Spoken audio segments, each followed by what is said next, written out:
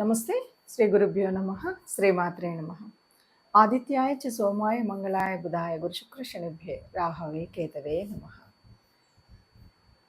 మనం ఈ ఖగోళ శాస్త్రంలో రకరకాలుగా గ్రహాలు మారుతూ ఉంటాయన్నది తెలుసు.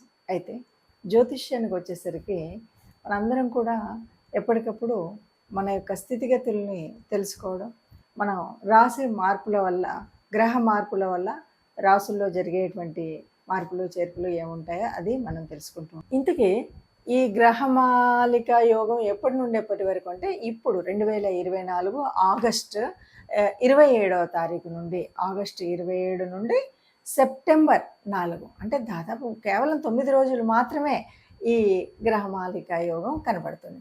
ఈ 9 రోజులకు అంత ప్రత్యేకత ఉంది అంటే, ఏదైనా మంచి చేయాలంటే మనము ముహూర్తం ఎందుకు చూసుకుంటాం? ఆ మొదటి రోజు వల్ల కదా. ఈ ముహూర్తం సర్వకాలం ఉండదు కదా.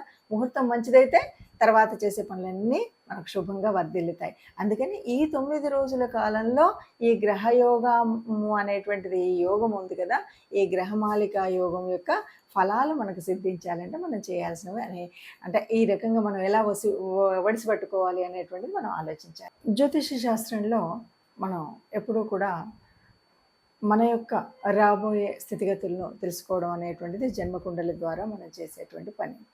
అయితే గ్రహాలు మారుతూ ఉన్నప్పుడు గ్రహ సంచారం వల్ల గోచార స్థితి ఏర్పడుతూ ఉంటుంది.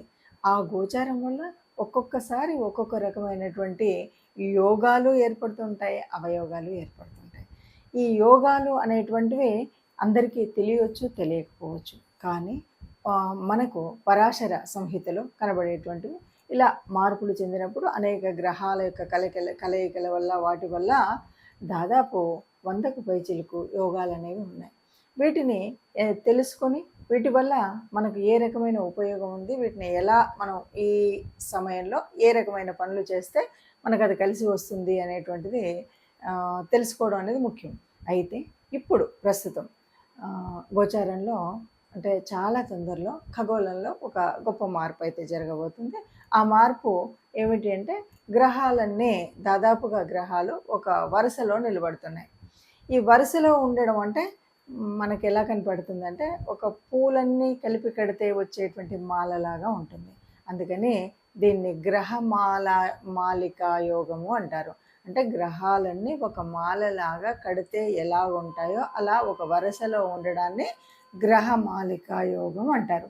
ఈ గ్రహమాలికా యోగం ఎక్కడ నుండి ఎక్కడి వరకు జరుగుతుంది అంటే, ముఖ్యంగా మనకి తెలుసు, వృషభ రాశిలో గురు భగవానుడు ఉన్నాడు, అది మొదటి స్థానంలో కనపడితే, మిథున రాశిలో మనకి బుధుడు వక్రించి ఉన్నాడు. ఇక కర్కాటకంలో కుజుడు ఉన్నాడు. సింహరాశిలో రవి తన సొంత ఇంట్లోనే ఉన్నాడు. తర్వాత కన్యలోకి వచ్చేసరికి కేతు భగవానుడు ఎప్పటి నుండో ఉన్నాడు, అతనికి తోడుగా శుక్రుడు వచ్చాడు. ఇప్పుడు మనకేం కనిపిస్తుంది అంటే, వృషభ రాశి నుండి కన్యా రాశి వరకు ఒక్కొక్క రాశిలో ఒక్కొక్క గ్రహము, చివరిలో 2 గ్రహాలు, ఇలా ఈ గ్రహాలన్నీ ఒక మాల కూర్చితే ఎలా ఉన్నాయో అలా మాలలాగా ఉన్నాయి. దీన్ని గ్రహమాలికా యోగం అంటారు. ఈ గ్రహమాలికా యోగం వల్ల ఎవరెవరికైనా ఉపయోగం ఉందా అంటే, ఇలాంటివి ఉన్నప్పుడు దాదాపుగా అందరికీ ఉపయోగం ఉంటుంది. అందరికీ ఉపయోగం ఉన్నప్పటికీ అది అందరికీ తెలుసు, తెలియకపోవచ్చు. ఒకవేళ ఈ మాలికా యోగాన్ని సరిగ్గా మనం ఈ సమయంలో మనం చేసే పనులు సరిగ్గా ఉంటే బాగుంటాయి. ఒక్కొక్కసారి ఏంటంటే కొన్ని పరిహారాలు అవి చేసుకోవాలి. ఆ పరిహారాలు కానీ, లేదంటే కొంత దేవతానుగ్రహం కోసం కానీ, గ్రహం కోసం కానీ కొన్ని పనులు చేయాలి. అలా చేసినట్టయితే ఈ ఉన్నటువంటి గ్రహమాలిక యోగం మనకి చక్కటి ఒక పని చేసుకునేటప్పుడు ఆ పనికి ఇంకా అంటే ఈరోజు ఈ పని చేయడం వల్ల రేపటి భవిష్యత్తుకు బాగా ఉపయోగపడింది అనేటువంటి పనులు కొన్ని ఉంటుంటాయి. అంటే ఆ రోజు ఆ పని చేయబట్టి నాకు తర్వాత ఎంత కలిసి వచ్చింది అంటుంటారు కదా. అలాంటి యోగం రావాలి అంటే ఈ గ్రహమాలిక యోగం ఉన్నటువంటి కాలంలో కొన్ని పనులు చేస్తే కలిసి వస్తుంది. అయితే ఇందులో కూడా మనం ఏంటంటే ఒక్కొక్క రాశి వారికి మరి ఎలా ఉంటుంది, ఎవరికి ఏ రకంగా ఉంటుంది అన్నది కూడా మనం విడివిడిగా చూద్దాం. తదుపరి రాశి సింహరాశి. సింహరాశి వారికి ఎలా ఉంది అంటే, 10 నుండి 10, 11, 12 మళ్ళీ రాశి ద్వితీయం వరకు మనకి ఈ గ్రహమాలిక యోగం కనిపిస్తుంది. వీరికి ఎలా ఉంటుంది అంటే 10వ స్థానం ఉద్యోగ స్థానం. ఇక్కడ సింహరాశి వారి గురించి ప్రత్యేకంగా మనం ఒక మాట అయితే చెప్పొచ్చు. ఇంతకుముందు ఈ గత కాలంలో గత కొంతకాలంగా ఉద్యోగం గురించి కొంచెం ఇబ్బందులు అంటే కార్యాలయంలో ఇబ్బందులు కానీ, ఉద్యోగం కొంతమందికైతే ఉంటుందా పోతుందా అనేటువంటి పరిస్థితి, టెన్షన్స్ ఇలాంటివన్నీ ఉద్యోగంలో ఉన్నాయి. అవునన్నా కాదన్నా మీరు కొద్దిగా అబ్జర్వ్ చేస్తే అలాంటి కొంత ఉద్యోగ స్థానంలో కొన్ని టెన్షన్స్ అయితే ఉంటాయి కదా! ఆ టెన్షన్స్ అన్నీ పోయేటువంటి సమయం ఇది. అయితే ఇక్కడేంటంటే మీరున్నటువంటి స్థానంలో గానీ మనకు రాబోయే ఉద్యోగాలు గానీ ఇవన్నీ కూడా ఎలా ఉంటాయంటే ఇక ముందు ఇలాంటి కష్టాలు లేకుండా ఆ ఉద్యోగపరమైనటువంటి ఏ రకమైన ఇబ్బందులు లేకుండా ఉండేటువంటి కాలానికి పునాది కాలం ఈ గ్రహమాలిక యోగం. కాబట్టి చక్కగా ఉంటుంది వీరికని. అలాగే ఉద్యోగం ద్వారా వచ్చేటువంటి వాళ్ళే కాకుండా వ్యాపారంలో కూడా అంటే వ్యాపార రీత్యా కూడా కొంత స్థితి అయితే ఉంటుంది. అంటే వ్యాపారం ద్వారా కూడా కొంత ఆర్థిక వ్యవస్థ పరిపుష్టం అయ్యేటువంటి పరిస్థితి ఉంటుంది. మొత్తంగా సింహరాశి వారికి చెప్పొచ్చేది ఏమంటే చక్కటి ఉద్యోగం వల్ల ఆర్థిక స్థితి చక్కగా మెరుగవుతుంది కాబట్టి బాగుంటుంది. అట్లాగే 10, 11 అంటే ఉద్యోగ స్థానం, లాభస్థానం అన్నీ కూడా కలిసి వచ్చేటువంటి పరిస్థితిలో ఉన్నటువంటి కాలం కాబట్టి చక్కగా ఉంటుంది అని చెప్పచ్చు. ఇప్పుడు ఏదైనా సరే మనం చూసాం కదా, ఇలా ఉన్నప్పుడు మనం ఎలా చేయాలి, ఏ రకంగా చేస్తే మనకు ఉపయోగం అంటే మన చుట్టుముట్టు కూడా చాలా కలిసి వచ్చే విషయాలు ఉంటాయి. మనకు ఎందుకో తెలుసుకోలేకపోతాం.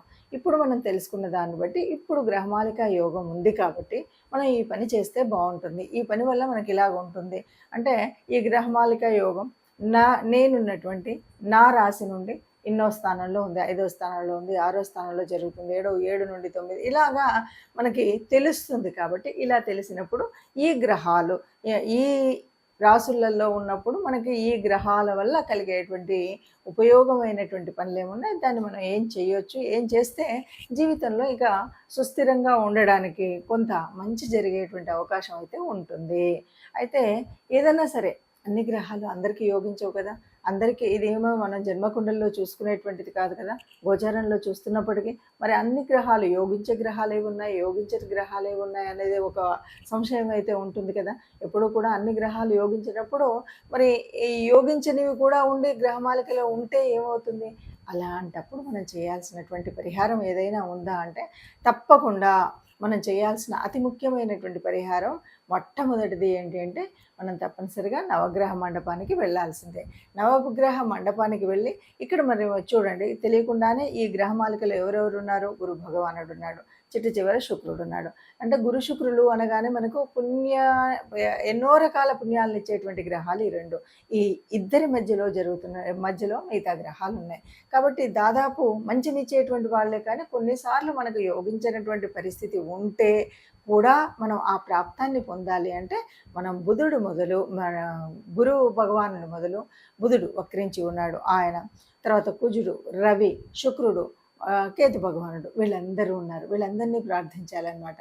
అంటే ఏం చేయాలి, నవగ్రహ మండపానికి వెళ్ళి మనకు ఉన్నటువంటి నవగ్రహాలని, రాహుకేతు భగవాళ్ళని వీళ్ళందరినీ అంటే ఈ 9 మందిని మనం పూజించడం, లేకపోతే నవగ్రహ ప్రదక్షిణ చేయడం.